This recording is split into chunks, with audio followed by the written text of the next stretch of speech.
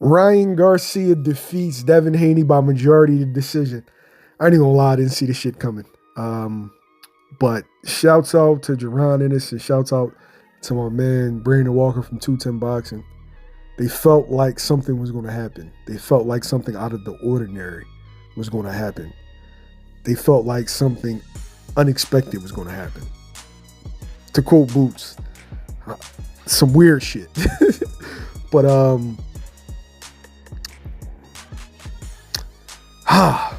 let's start it off by congratulating Ryan Garcia. Ryan Garcia was down on the cards comfortably, and he landed big shots when he needed to land big shots. I don't know if he was playing possum. I don't know if that was the game plan to try to catch and shoot or to try to lure Devin in. I don't know, but whatever it was, it worked. And the question mark for Dev has always been his chin. And ever since the Jorge Linares fight, people felt like he was chinny. And every time Ryan landed something good or sent it flush, you could see it visibly shook Dev up. And Dev did a lot of posturing, a lot of posing in front of Ryan in those rounds where he was dominating.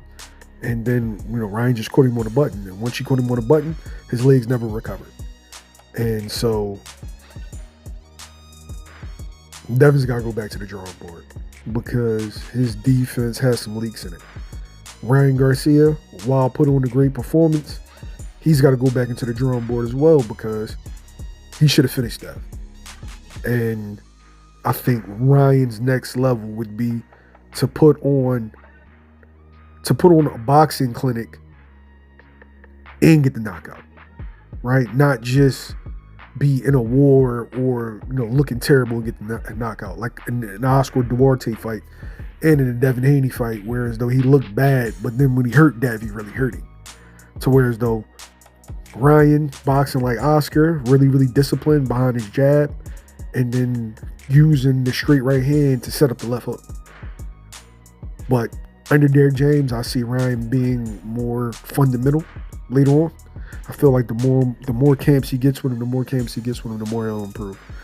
But as far as Bill goes, it's time to be humble because this was one of those moments. This was one of those moments that the hubris cost you, and it cost your son.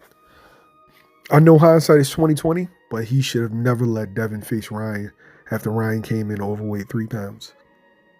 But got caught up in the pay-per-view. He got caught up in the event, got caught up in becoming a star. And I understand that because this is a business. But this is also a sport. And the difference tonight was Devin's inability to take Ryan's power and Ryan's ability to punch through Devin. Would that have been the case if Ryan had to cut down to 140? It's the last couple of pounds that get you. Ryan was allowed to stay comfortable. Ryan wasn't put in an uncomfortable situation where he has to drain that last little bit of strength out of himself. It was a mistake. And Devin and Bill's hubris cost him.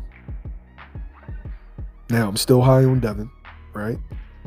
I fucks with Bill, but reality is reality. And I think, when he goes back and he plays it back in his mind, you should have been like, nah, give me Arnold Barbosa. He didn't handle his thing like a professional. Give me Arnold Barbosa. I'm going to fight him. Like I said, it cost him tonight. Back to the drawing board for both guys. Can't wait to see what's next for Ryan. Can't wait to see Dev rebuild. But, yeah, this was definitely a learning lesson tonight.